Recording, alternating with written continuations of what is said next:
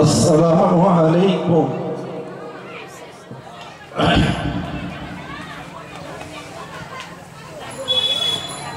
أعوذ بالله السميع العليم من الشيطان الرجيم. بسم الله الرحمن الرحيم. الحمد لله نحمده ونصلي على رسوله الكريم. أما بعد فيا أيها الحاضرون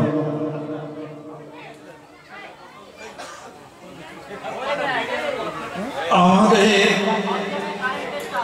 সমস্ত স্তুতি আরাধনা উপাসনা অর্চনা ইবাদত বন্দেগী সাধনা ভজনা ধ্যান ধারণা জল্পনা কল্পনা সবই কিছু সেই বিশ্ব নিয়ন্তা স্রষ্টা সৃষ্টিকর্তা পালনকর্তা জান দানকারী প্রাণ হরণকারী এছাড়াও যিনি এই বিশ্ব চরাচরে প্রাণ অপ্রাণ সকলের কাছে আপন মহিমায় সপ্রকাশ বা বিরাজিত, এছাড়াও যিনি চন্দ্র সূর্য গ্রহ নক্ষত্র পাহাড় পর্বত নদ নদী বন অরণ্যাদি খেচর ভোচর নভোচর আটলান্টিক মহাসাগরের উপরে প্রশান্ত মহাসাগরের গহীন গহনে যিনি আপন কর্তৃত্বে বিরাজমান, এছাড়াও যিনি আমার আপনাকে এক দুর্গন্ধময় পরিবেশ হতে সম্পূর্ণ মুক্ত অবস্থায় একবিংশ শতাব্দীর দ্বার প্রান্তে হাজির করেছেন এবং এই কুসুমবাই পার্কপাড়া এলাকার চতুর্দিক হতে কদম পাড়ায় পাড়ায় বা কদম তুলে তুলে এই মহান প্রতি বাৎসরিক ঐতিহ্যবাহী এই জান্নাতের মজমায় বসার বলার শোনার মতো একটা সুযোগ করে দিয়েছেন বা দেবেন, সেজন্য আমরা আমাদের অন্তরের অন্তঃস্থল থেকে কৃতজ্ঞতা স্বরূপ প্রাণ ভরে একটু বলে নিয়ে আসুন আলহামদুলিল্লাহ। এত লোক মিলে বলবো আলহামদুলিল্লাহ, একটু আওয়াজ হবে না? একটু প্রাণ ভরে বলুন আলহামদুলিল্লাহ। হলো তাই? আলহামদুলিল্লাহ পকেটে রেখে দিই, ঘরে গিয়ে বলবো হবে ঠিক, দেখ পকেটে থাক। আমরা দীর্ঘদিন ধরে জলসা শুনছি, ওয়াজ নসিহত, মসজিদে ইজতেমা, বিশ্ব ইজতেমা বিভিন্নভাবে শুনছি এবং আরো শুনবো। কিন্তু একটা জিনিস তো লক্ষ্য রাখতে হবে যে আমাদের মাননীয় সভাপতি সাহেব সকলের নয়নের মণি হযরত মাওলানা শাহুল ইসলাম সাহেব সুন্দর করে উপস্থাপনা করেছেন। একটা কথা বলেছেন, তার আগে আমার সাদ্দাম ভাই আমিও শুনেছি, একটা বিষয়ের উপর গুরুত্ব দিলেন, সেটা নিয়ত করবো ভালো কাজ, বলবো ভালো নিয়তে, শুনবো ভালো নিয়তে। কথাটা আমার খুবই ভালো লেগেছে। তো আমাদের ইমাম সাহেব হুজুর তাই বললেন, যদি বসাটা ভালো হয় তাহলে শোনাটা ভালো হবে, আর শোনাটা ভালো হলে আমলটা ভালো হবে, আর আমলটা ভালো হলে জান্নাত অনিবার্য হবে, কেউ আটকাতে পারবে না। আমি যখন এত পথ অতিক্রম করে আপনাদের কাছে এসছি, নিশ্চয়ই করে আপনাদের একটু উপকার করবই করবো ইনশাআল্লাহ। এটা আমার আশা যে আপনারা যারা বসবেন খালি হাতে যেতে হবে না, কিছু একটা উপকার হবেই হবে ইনশাআল্লাহ। তবে এখনো যারা দূরে অদূরে আছেন, বাড়িতে আছেন, একটু খাওয়া দাওয়া একটু রেস্ট বন্ধ করে আপনারা সবাই রাস্তাঘাটে থাকবেন না, অনুরোধ রাখছি আপনার ভিতরে চলে আসুন। এই জায়গাটা বড় সাংঘাতিক জায়গা আজকেকার জন্য। এটা আল্লাহর রহমতের ফারিস্তারা, তারা রহমত নিয়ে আমাদের বেষ্টনী করে থাকবে, আমরা সেই রহমতের অন্তর্ভুক্ত হয়ে যাব। পর্দানসীন মায়েরা বোনেরা, যারা মাইকের আওয়াজ যেখান থেকে শুনতে পাচ্ছেন, সবাই ধীরে স্থিরভাবে বাড়ির কাজগুলো, স্বামী গৃহের গুরুত্বপূর্ণ কাজগুলো সেরে আপনারাও কদম বাড়িয়ে বাড়িয়ে হেঁটে হেঁটে হেঁটে হেঁটে কদম তুলে তুলে নির্দিষ্ট জায়গায় এসে বসে পড়ুন। চুপচাপ একদম নিথর দিনের দুটো চারটে কথা শুনুন। এই জায়গা বড় মারাত্মক জায়গা। এই জায়গা পাওয়ার জন্য খুব আনন্দ লাভ করি যে সারাদিন ঘুরি, দিন রাত করে 24 ঘন্টা হয়, কিন্তু এই 2 ঘন্টা 1.5 ঘন্টা 1 ঘন্টা যদি এই জায়গায় বসে, কত ভাগ্যবান বা ভাগ্যবতী যে আল্লাহর দরবারে এটা চলে যাবে। এই রিপোর্টটা আমার আল্লাহ আর শাহ আজিমের রিপোর্টটা পৌঁছে যাবে। যারাই বসে থাকবে এদের চিত্রগুলো চলে যাবে, রিপোর্টগুলো হবেই। অনুরোধ রাখছে যে এই জায়গাতে এসে বসুন, এই প্যান্ডেলের বাইরে থাকবেন না, তাহলে দুর্ভাগা, কপাল পড়া, নিঃসন্দেহে কপাল পড়া। অল্প সময় হলে ভেতরে এসে বসুন, বেশিক্ষণ তো চিল্লাচিল্লি করবো না, অল্প সময় তো তার ভেতরে নেমে যাব। অন্তত 2-4টে কথা একটু শুনে রাখেন, কাজে লাগবে, ইনশাল্লাহ কাজে লাগবে। আমি দাওরা হাদিসে পড়ার পরে যখন ইফতা পড়লাম, মানে যেটা আমাদের বাংলায় মুফতি সাহেব পড়ে, তো মুফতি পড়তে গেলে আরো 2 বছর সময় লাগলো। তো পড়লাম, এই হাদিস শাস্ত্র পড়ার পরে ফের মুফতি পড়লাম, ফের মাধ্যমিক একটু এমএ পড়লাম, জেনারেল ছেলেমেয়েরা যেমন কলেজে পড়ে, ইউনিভার্সিটি পড়ে, সেটাও পড়লাম। দুদিকটা করা আছে। তো 2 জগতের ইউনিভার্সিটির স্যার, মানে আমরা মাদ্রাসায় পড়তে আমাদের হুজুর বলে, আর এখানে গেলে স্যার বলে, তো 2 রকম শেখা। তো দীর্ঘ টাইমে দেখেছি যে ধর্ম মানুষকে অশান্তির পথ তো তৈরি করে না। কোরআন এমন একটা গ্রন্থ যে মারামারি, হানাহানি, কাটাকাটি, দলবাজি করা, গ্রুপ করা, কোনো কিছুই করা নেই। কোরআনে আছে একটা মানুষকে কি করে মানুষ তৈরি করা যায়, একটা মানুষকে কি করে মানুষ তৈরি করা যায়, তার সেটাই হলো কোরআনুল হাকিম।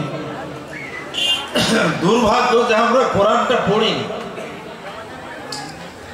আমরা কেউ পড়তেও জানি না, পড়ার চেষ্টাও করি না। মেয়ে ছেলেরা আমাদের তুলনায় একটু বেশি পড়ে, আমাদের তুলনায় মেয়েরা কোরআনটা একটু বেশি পড়ে, কেননা বাড়িতে ওদের একটু তালিমটা বেশি হয়, হুজুরদের কাছে কোরআনটা শেখানো হয়। আর ছেলেরা কেউ কোরআন পড়তে যায় না, খুব কম যায় না, এটা বলবো না, যায় কম। সেই জন্য জাতি শুধুই কুসুম্বা না, বাংলা না, বাংলা ছাড়া ভারতবর্ষ, ভারতের বাইরে মায়ানমার, চেচনিয়া, হার্জেগোভিনা, ফিলিস্তিন যা হচ্ছে, কেন এর জন্য আমি কোনোদিন বিরোধিতা করি না, কোনো বিরূপ মন্তব্য করবো না, করিও সারা জীবনে করি। আমি চেষ্টা করি যে আমি যদি নিজে ঠিক থাকি, আমার কম যদি ঠিক থাকে, তা রহমত তো আল্লাহ নাজিল করবে, রহমত তো আল্লাহ নাজিল করবে। আমরা ঠিক নাই বলে তো না মুসলমান ডাকাত হয়, মুসলমান কোনদিন চোর হয়, মুসলমান কোনদিন মদখোর হয়, মুসলমান কোনদিন গাঁজাখোর হয়, মুসলমান ছিনতাইকারী হয়, মুসলমান জেনাখোর হয়, মুসলমান ব্যভিচারী হয়, মুসলমান সুদখোর হবে। তাহলে যত রকমের অন্যায় অত্যাচার সব মুসলমানেরা করছে। মুসলমান যদি অন্যায় অত্যাচার করে, মানুষ যখন অন্যায় অত্যাচারে লিপ্ত হবে, আল্লাহ রাসূল আজ থেকে ১৫০০ বছর আগে মদিনার পার্লামেন্টে দাঁড়িয়ে বলেছেন, ইয়া মাশাআল্লাহ হাজিরিনা ইলামু, হে মদিনার জওয়ান যুবকেরা, মদিনার বিবিগণেরা, আলামতে কিয়ামতের 15টা লক্ষণ হবে। আলামতে কিয়ামতের 15টা লক্ষণ হবে। আর এক হবে তোমাদের ইলম, জ্ঞান তোমাদের কাছ থেকে উঠে যাবে, জ্ঞানগুলো তোমাদের কাছ থেকে চলে যাবে। মেয়েরা পর্দানসীন হবে না, পর্দা মেয়েদের কাছ থেকে ঘুষে যাবে। তারা নির্লজ্জ হবে, বেহায়া হবে, বেশরম হবে। তাদের লজ্জা বলে কোনো মেয়েদের কাছে থাকবে না। তারা সুদখোর হয়ে যাবে, তারা মদখোর হয়ে যাবে, তারা চুরি ডাকাতি ছিনতাই রাহাজানি খুনোখুনি জেনা এগুলোতে তারা লিপ্ত হয়ে যাবে। যোগ্য লোকেরা নিচুয়ে নেমে যাবে, অযোগ্য লোকেরা চেয়ারে বসবে। আলামতে কিয়ামতের সবচেয়ে বড় লক্ষণ হচ্ছে অযোগ্য লোকেরা চেয়ারে বসে বিচার করবে। বলছি এই লক্ষণগুলো তোমরা যদি দেখো, এই লক্ষণগুলো যদি দেখো, তাহলে তোমাদের সেই সময় তোমাদের কিছু করার থাকবে না। বলছে আমি আল্লাহ তাবারক তাআলা অত্যাচারী শাসক তোমাদের উপর চাপিয়ে দেব। তখন তোমরা সব পেরেশানে থাকবে, হয়রানে থাকবে, তোমরা সব ছোটাছুটি দৌড়াদৌড়ি করবে। পুরো কোম্পানি থেকে ছিল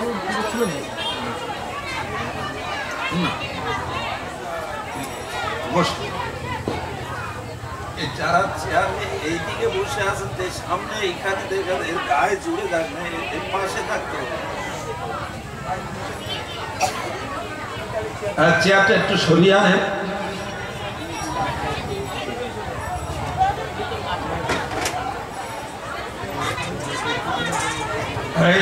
এই ডিস্টার্ব একদম করা যাবে না।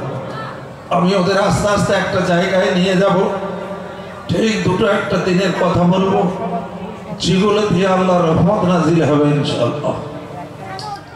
বন্ধু আমার, জওয়ান যুবকেরা, জ্ঞানীগুণীরা, পর্দানসীন মায়েরা ও বোনেরা, ধীরে স্থিরভাবে গভীর মনোযোগ সহকারে দুটো একটা কথা শুনুন। বেশি বয়ান লম্বা করবা, বয়ান অনেক দীর্ঘায়িত হবে না। আমি ঐতিহাসিক বক্তা, কিন্তু ইতিহাসের উপর আলোচনা আজকে করব না। আজকে কোরআন হাদিসের উপর একটু আলোচনা করব। আপনারা জ্ঞানী মানুষ, আমি শুধু দুটো এক্সাম্পল দিচ্ছি, আপনারা দেখো। আলামতে কিয়ামতের যে লক্ষণগুলো বললাম, যে অযোগ্য লোকেরা চেয়ারে বসবে, ভিত্তে তাদের উঠে যাবে, মেয়েরা নির্লজ্জ হবে, লোকেরা অন্যায় অত্যাচারে তারা করবে, তারা আমানতের খেয়ানত করবে, তারা মিথ্যাবাদী হবে, তারা ওয়াদা খেলাপ করবে। এইগুলোতে তাদের মধ্যে ভরপুর হয়।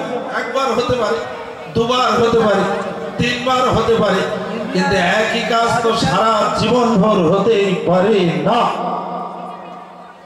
খুব সাবধান, সতর্ক বন্ধু আমার, জওয়ান যুবকের জ্ঞানীগুণীরা।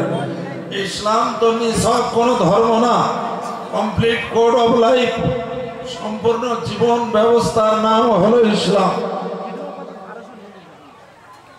ইসলাম তো ছোটখাটো ধর্ম না, এটা একটা ধর্ম, পুরো বিজ্ঞান ভিত্তিক ধর্ম। আমার রাসূল সোনার জবান দিয়ে যা বলেছেন, প্রত্যেকটা এখন এই মডার্ন বিজ্ঞানীরা গবেষণা করে তার একই জিনিস তারা তাই বলছে। আমার নবী তখন কম্পিউটার ছিল না, কোনো পরীক্ষা নিরীক্ষা কিছু, মাইক জেনারেটর এসব কিছুই ছিল না। সেই যুগে বিশ্বনবী ১৫০০ বছর আগে বলেছে যে মায়ের রেহেমের মধ্যে ৪০ দিন পরে একটা মুজগা রক্তপিণ্ড থাকে, তারপরে তারা আস্তে আস্তে একটা ৪০ দিন পরে রক্তপিণ্ডতে রূপান্তরিত হয়। ৩ মাস পরে তারা একটা আকৃতি আসে। তা নবী অতদিন বললেন, এখন ডাক্তাররা গবেষণা করে করে যা সব থিওরি দিচ্ছে, দেখি একদম হুবহু সব মিল হয়ে যাচ্ছে। কি করে হচ্ছে? আমার নবী বললেন, এমনি বলে দিলেন, তা আল্লাহ যা জানায় নবী তাই বলে, এমনি তো নবী বলেননি। আল্লাহ পাক যা জানিয়েছেন নবী তাই বলেছেন, নবীর কথা একটা রদ হবে না। আমরা সেই নবীর যদি মনে প্রাণে মেনে নিতাম, উম্মতে মুহাম্মাদি হিসাবে সারা বাংলা না, সারা ভারতবর্ষ না, সারা পৃথিবীতে এমন কোনো জাতি নাই, নেতা নাই, নেত্রী নাই যে মুসলমানদের ক্ষতি করত, মুসলমানদের গায়ে একটা কাঁটার আঁচড় দিত।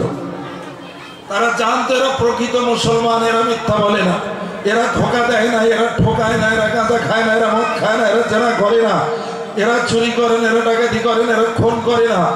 তারা জানবে যে এরা প্রকৃত মুসলমান। সেই জন্য নবীর আদর্শ আজ আমাদের কাছ থেকে চলে গেছে বলে আজ আমরা লাঞ্ছিত, বঞ্চিত, শোষিত, নির্যাতিত, ফলদরিত, ভুলণ্ডিত, সারা পৃথিবীতে আজ অপমানিত শুধু মুসলমান জাতি। মুসলমানের তো মাথা নিচু হওয়ার কথা না। কেন দেখুন, কোরআন শরীফ বলছে ওয়াতাসিমু বিহাবলিল্লাহি জামিআন ওয়া লা তাফাররাকু। আল্লাহ তাবারাক তাআলা গ্রন্থ কোরআনুল হাকিম ওলামা হযরত আছেন, আর আমি মুফতি শফিউল্লাহ দায়িত্বের সাথে বলে যাচ্ছি, আমি তো বাংলার অন্যতম একজন আলিম, পড়তে জানি, পড়ি কেতাব বুঝি, কোরআন হাদিস যথেষ্ট আল্লাহ জ্ঞান দিয়েছে বুঝি। তো কোরআনুল হাকিমের একটা ছোট্ট বাক্য বা বাক্যাংশ সেন্টেন্স আপনাদের কাছে বলেছি যে ওয়াতাসিমু বিহাবলিল্লাহি জামিআন ওয়া লা তাফাররাকু। আল্লাহ বলছেন, হে পৃথিবীর ঈমানদারেরা, তোমরা মুসলমানেরা তোমরা এক হয়ে যাও, তোমরা ঐক্যবদ্ধ হও, তোমরা মিলে যাও, জমে যাও, একত্রিত হও। ওয়ালা তাফাররাকু, তোমরা দলে দলে ভাগ হয়েও না, তোমরা গ্রুপ হয়েও না। আপনারা জ্ঞানী মানুষ, বলুন বর্তমান মুসলমানদের ভাগ আছে না নেই? মুসলমানদের ভাগ নেই, একটা দুটো ভাগ। 72টা যদি দল হয় তার 73টা ফেরকা হয়ে গেছে, কিন্তু একটা দল তো জান্নাতি হবে। সেটা যারা আল্লাহ এবং তার রসুলকে যারা মানে তারাই জান্নাতি হবে। আল্লাহ এবং তার রসুলকে যারা মানে তারাই জান্নাতি হবে। যারা আল্লাহকে মেনে নিয়েছে, এক আল্লাহর প্রতি যাদের গভীর বিশ্বাস, তারা বেঁচে যাবে। আর যারা রসুলের ইত্তেবা করেছে, রসুলের সুন্নাতের পায়রবি করেছে, তাবে হয়েছে, তা সেই কওমেরা বেঁচে যাবে, বাকি কেউ নাজাত পাবে না। মাকাদুহু ফিন্নার, তারা জাহান্নামী হবে। ইংরেজিতে বললে they have incurred the severest punishment. তাদের জন্য কঠিন না, কঠিনতর না, কঠিনতম জাহান্নাম তাদের জন্য অপেক্ষা করছে। আর যারা আল্লাহ তাবারাক তাআলার একত্ববাদকে যারা বিশ্বাস করবে তারা কামিয়াব। যারা রসুলের সাথে ভালোবাসা রাখবে তারা কামিয়াব। কেন আমি এই কথাটা বললাম? এটা কোরআনুল হাকিমে আছে। আল্লাহ পাক নিজে অন্য আয়াতে বলেছেন, কুল ইন কুনতুম তুহিব্বুনাল্লাহ ফাত্তাবিউনি ইউহিব্বুকুমুল্লাহ ওয়া ইয়াগফির লাকুম যুনুবাকুম আল্লাহু গফুরুর রহিম। আল্লাহ বলছেন, হে পৃথিবীর মনুষ্য জাতিরা, হে পৃথিবীর দাস এবং দাসীগণেরা, হে পৃথিবীর মানব মণ্ডলীরা, তোমরা যদি আমি আল্লাহ আমাকে পেতে চাও, তোমরা তাহলে আমার হাবিব নবী মুহাম্মদুর রাসূলুল্লাহ, সবাই বলুন সাল্লাল্লাহু,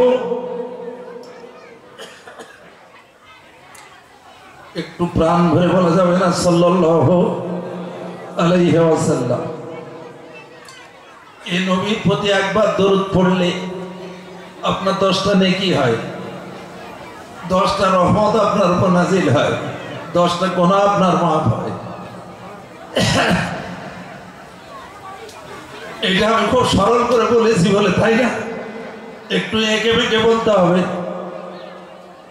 রাসূলুল্লাহর নাম শুনলে তখন যদি সাল্লাল্লাহু আলাইহি ওয়াসাল্লাম নিজে নিজে বলে ফেলেন আলহামদুলিল্লাহ, আপনি কত বড় সওয়াবের হকদারি হবে। মেয়ে ছেলে হোক, বেটা ছেলে হোক, এই আমলটা সারা জীবন, একদিনে না, মৃত্যু পর্যন্ত আল্লাহ যেন কাছে রেখে দেয়। এটা মারাত্মক একটা আমলের অত্যন্ত গুরুত্বপূর্ণ জিনিস।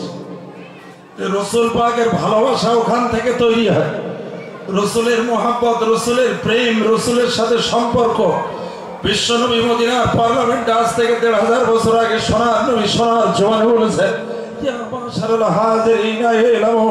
হে মদিনার জওয়ান যুবকেরা, মদিনার বিবিগণেরা, আমি রাসূলুল্লাহ জানিয়ে দিচ্ছি যে ক্বালা রাসূলুল্লাহ সাল্লাল্লাহু আলাইহি ওয়াসাল্লাম, বলছে লা ইউমিনু আহাদুকুম হাত্তা আকুনা হাব্বা ইলাইহি মিন ওয়ালিদিহি ওয়া ওয়ালাদিহি ওয়ান নাস আজমাইন। যদি তোমরা ততক্ষণ পর্যন্ত প্রকৃত মুমিন হতে পারবে না যতক্ষণ পর্যন্ত তুমি তোমার জান, তোমার মাল, তোমার বিবি, বাচ্চা, মা, বাপ, ওয়ান্নাস আজমাইন, পৃথিবীতে যত নেতা নেত্রী আছে সবচেয়ে যতক্ষণ পর্যন্ত আমি নবী আমাকে না বেশি ভালোবাসো ততক্ষণ পর্যন্ত তুমি প্রকৃত মুমিন হতে পারবে না। হাদিসটা রাওয়াহুল বুখারী, রাওয়াহুল মুসলিম, রাওয়াহুল মিশকাতুল মাসাবি। হাদিসটা বুখারীর আমার কথা না, আমার রাসূলের কথা। হাদিসটা বুখারীতে আছে, মুসলিমে আছে, মিশকাতুল মাসাবিতে আছে। এই হাদিসের কোনো রদ বদল নেই, কোন আলেমের বাইরে বলতেই পারবে না। আর যদি তাই হয়, আমার রাসূলের সাথে সম্পর্ক যাদের সবচেয়ে বেশি তারা হাসরের মাঠে সবচেয়ে তাড়াতাড়ি নাজাতের ওসিলা পাবে। তারাই পার হয়ে যাবে, মেয়ে ছেলে হোক আর বেটা ছেলে হোক। কিন্তু এখনকার যা অবস্থা, আমরা আল্লাহর প্রতি গভীর মনোযোগ নিতে হবে। আল্লাহর প্রতি গভীর মনোযোগ যদি আমরা নেই, আমরা তো ইমানদার হব। তা আমাদের ইমানের মূল চাবি কি? আপনাদের চারটে জিনিস যদি করতে পারি তাহলে আমরা তো কামিয়াব হয়ে যাব। এক হচ্ছে যে আল্লাহ তাআলার প্রতি গভীর বিশ্বাস, যে এক আল্লাহর প্রতি আমাদের দৃঢ় বিশ্বাস যে আল্লাহ ছাড়া কোনো মাবুদ নাই, কোনো রব নাই, কোনো প্রভু নাই, কোনো ইলাহ নাই, কোনো রব নাই। আল্লাহর উপর গভীর বিশ্বাস রাখতে হবে। আমরা সবাই এক আল্লাহর প্রতি গভীর বিশ্বাস রাখবো ইনশাআল্লাহ। একটু হাত তুলে দেখাবেন ইনশাআল্লাহ যে আমরা এক আল্লাহর প্রতি গভীর বিশ্বাসী। যদি তাই হয় তাহলে একটা কথা বলি, মায়েরা বোনেরা উপরে আছে, খুব সাবধান, গভীর মনোযোগ। যে একটা বিবাহিত জীবনে একটা ছেলে আর একটা মেয়ের বিয়ে হয়েছে, ধরুন 12 বছর হলো, তো 12 বছর হয়ে গেছে, তাদের কোনো ছেলে হয়নি, মেয়ে হয়নি। এখন ডাক্তার, বদ্যি, কবিরাজ, গণিত এগুলো যত দেখানোর সব দেখানো হয়ে গেছে, এখনো 12 বছর কোনো ছেলেও হয় না, মেয়েও হয় না। মেয়েদের পার্টি অফিস আছে দুইটা, একটা হলো ঘাট, যেখানে মেয়েরা একটু সব থালাঘটি মাঝে বা কলে পানি আনতে যায়, এগুলো মেয়েদের পঞ্চায়েত অফিস। মেয়েরাকে যদি বলেছে বুবু আর উপায় নাই, তো মেয়েরা বলছে এ তো 12 বছর ছেলে হয়নি, মেয়ে হয়। একটা বুবু এসে আর একটা বুবু যাদের বলছে, বলে বুবু রে, তোমরা যদি অমুক মাজারে একটা খাসি যদি মানত করো আর একটা চাদর যদি চড়িয়ে দাও, আর বাবার কাছে গিয়ে যদি একটা মানত করে আসো খাসি, তা তোমার একটা বেটা হবে। অমুকের হয়েছে, অমুকের হয়েছে, তমুকের হয়েছে, এমন করে বলে দিয়েছে। সর্বনাশ! এ তো বুবুজান বাড়ি এসে রাত্রে স্বামীকে বলছে, এই দেখো এই বাবার দরবারে একটা খাসি দিতেই হবে, মানত করতে হবে, আর আমরা একটা চাদর কিনে দিতে হবে। ওখানে মানুষ যে করেছে তার ছেলে হয়েছে, একটা দুটো না, অনেক রিপোর্ট আছে। এইবার তো ও বিশ্বাস করবে না, বলছে তা হয় নাকি? বলে হ্যাঁ, তুমি জানো না, বুবুজান মাথা খেয়ে দিয়েছে। এইবারে একটা খাসি মানত করেছে আর চাদর কিনে নিয়ে গেছে দুজনা, চাদরটা চড়িয়ে দিয়েছে, খাসিটা সেখানে দিয়ে দিয়েছে। এইবার মাঝারে গিয়ে জড়িয়ে ধরে বলছে, বাবা আমি মানত খাসি দিয়েছি আর চাদর চড়িয়ে দিয়েছি, বাবা 12 বছর বিবাহিত জীবনে একটা বেটাও হয়নি, একটা বেটিও হয়নি, বাবা একটা বেটা দিতে হবে। বাবা বাবার মাজার জড়িয়ে ধরে বলছে, বাবা একটা বেটা দিতে হবে। বাবা, আপনারা জ্ঞানী মানুষ, বলুন তো বেটা দেওয়ার মালিক কে? একটু জোরে বলতে হবে। আর ও বলছে কার কাছে? বাবার কাছে। এবার আল্লাহ হেসে বলছেন, ফারিস্তারা ওরা একটা বেটা দাও তো, ওরা একটা বেটা দাও। এখন এই মানত করে কান্নাকাটি করে ঘরে এসছে, কিছুদিন পরে স্ত্রী অন্তঃসত্ত্বা, সত্যি সত্যি 10 মাস পরে একটা বেটা হয়েছে, 3.5 কেজি ওজন, একটা ছেলে হয়েছে, নাদুস নাদুস চেহারা। আপনারা জ্ঞানী মানুষ, বলুন আমরা সবাই বিশ্বাস করি বেটা দেওয়ার মালিক কে? বেটি দেওয়ার মালিক আল্লাহ। ওই বাড়িওয়ালাটা কি বিশ্বাস করবে আল্লাহ দেশে না বাবা দেশে? খুব ভালো করে বুঝে বলতে হবে। বাড়িওয়ালা বলবে আল্লাহ দেশে না বাবা দেশে? ঠিক। বাড়িওয়ালা বলবে বাবা দেশে, বাবার দরবারে না গেলে এটা হতো না। এই যে যদি বলে বাবা দিয়েছে আর ওই ইমানদারের তালিকায় থাকবে, এই ইমান যে আল্লাহ তাবারক তাআলা, আমি আপনাদের করজোড়ো করে হাত জোড়ো করে মুফতি শফিউল্লাহ বলে যাচ্ছে দায়িত্বের সাথে, মায়েরা বোনেরা ভাইরা, যে শিরক যারা করবে গোটা কোরআন তন্ন তন্ন করে পড়ে দেখেছে যে যদি কেউ কোনো গুনাহ করে আল্লাহ মাফ করে দেবে, তওবা করলে, ইখলাসের সাথে তওবা করলে আল্লাহ মাফ করে দেবে। কিন্তু একটা লোকের মাফ করবে না, সেইটা হচ্ছে যে লা তুশরিক বিল্লাহ। কোরআনুল হাকিমের গায়ে লেখা লা তুশরিক বিল্লাহ। আল্লাহ নিজে নবীকে বলছেন, হে নবী গো তুমি ওদের বলে দাও না নবী, হে রাসূল তুমি ওদের শোনায় দাও গো রাসূল, হে হাবিব তুমি জানায় দাও গো হাবিব, যে মানুষ যেন আমি আল্লাহ আমার সাথে কারোর শরীক যেন না করে। যদি শরীক করে ওর গুনাহ মাফ হবে না, ওর গুনাহ মাফ হবে না। আপনারা জানেন না নবীর চাচা ছিলেন আব্দুল মুত্তালিব, আবু তালেব। আবু তালেব নবীর চাচা। আবু তালেব নবীকে লালিত পালিত করেছে, নবীর পিছনে অনেক অবদান আছে, কিন্তু উনি এক আল্লাহ মানেনি বলে ওনার ইন্তেকালের পরে, উনি যখন ইন্তেকাল করেন, ইন্তেকালের পরে ওনার জন্য উনি দোয়া করেছিলেন, বিশ্ব নবী আমার আপনার নবী, নবীদের নবী, নবীদের ইমাম, আমিনার দুলারো, মক্কার জ্যোতি, মদিনার বাতি আবু তালেবের জন্য আল্লাহর দরবারে ফরিয়াদ করছে। আল্লাহ বলছেন জিবরিল আমিন তুমি তাড়াতাড়ি চলে যাও, আমার নবীর হাত নামায় নিতে বলো, ও নবীর দোয়া কবুল হবে।